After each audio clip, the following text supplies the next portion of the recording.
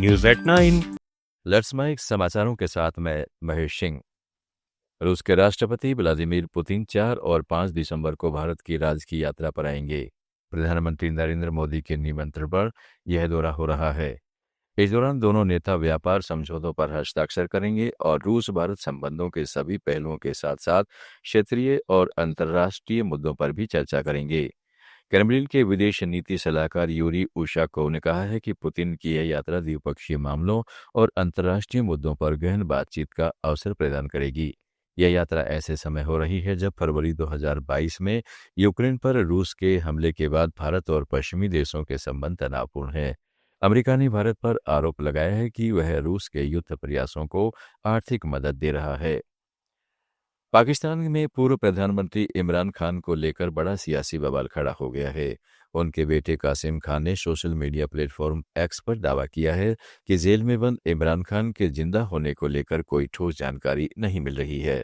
कासिम ने कहा है कि इमरान को 845 दिन पहले गिरफ्तार किया गया था और पिछले 6 हफ्तों से उन्हें डेथ सेल में रखा गया है। इस बीच इमरान के समर्थन में रावलपिंडी की अदियाला जेल पहुंचे खैबर पख्तूनख्वा के मुख्यमंत्री सोहेल अफरीदी के साथ पुलिस ने धक्का मुक्की की और मारपीट की। पीटीआई का दावा है कि यह कार्रवाई सेना के आदेश पर हुई।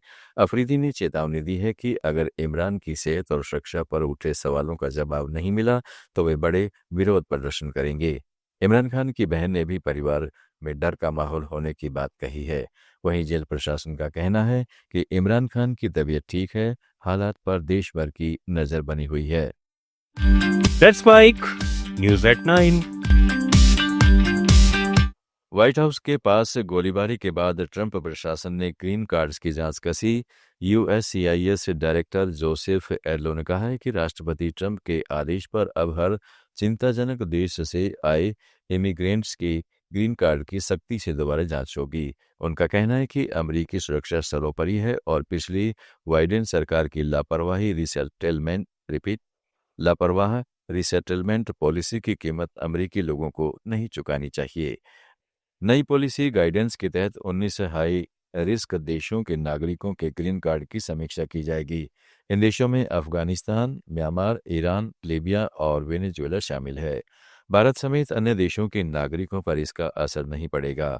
यूएससीआईएस ने कहा है कि यह पॉलिसी तुरंत लागू हो जाएगी और 27 नवंबर या उसके बाद पेंडिंग रिक्वेस्ट पर लागू होगी। यह कार्रवाई उस घटना के बाद आई जिसमें अफगान नागरिक रहमानुल्लाह लखनवाल ने व्हाइट हाउस के पास 2 नेशनल गार्ड्स पर गोली चलाई।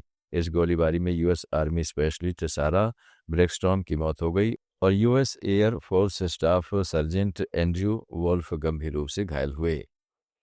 ऑस्ट्रेलिया के लोवी इंस्टीट्यूट ने अपनी वार्षिक एशिया पावर इंडेक्स 2025 जारी कर दी है।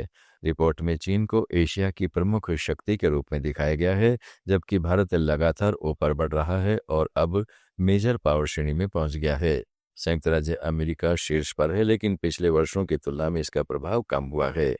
रिपोर्ट में 8 क्षेत्रों सैन्य क्षमता, आर्थिक ताकत, कूटनीतिक प्रभाव, सांस्कृतिक पहुंच, लचीलापन और भविष्य के संसाधन के आधार पर देशों को रैंक किया गया है।